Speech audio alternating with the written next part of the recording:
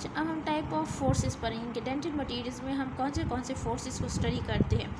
देखो, ये फोर्सेस बहुत इंपॉर्टेंट होती है। कुछ मटेरियल जो होते हैं सीमेंट में, कि उसमें हम सिर्फ उसको स्टडी करते हैं, टेंसाइल फोर्स को। जो हमारे पास इम्प्रेशन मटेरियल्स होंगे उसमें हम कंप्रेसिव फोर्स को देखते होंगे।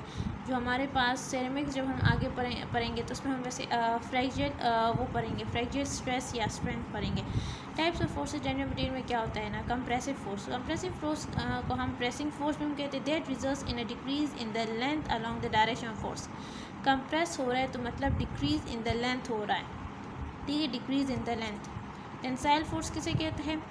It is pulling force that results in increase in length along the direction of force. Pulling force में वैसे कहते हैं जब आप क्या कर जाते हैं, एक चीज़ को खींचते हैं।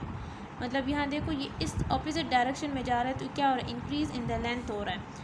शेयर फोर्स किसे कहते हैं? It is a force that causes a sliding displacement of one side of structure relative to another side to cause displacement, to cause sliding या ट्विस्टिंग। तो हमारे पास क्या होता है, शेयर फोर्स। मैंने इससे पहले भी हम कहा था कि हमारे पास जब one portion of the material is force to slide by another portion होता है, ठीक है।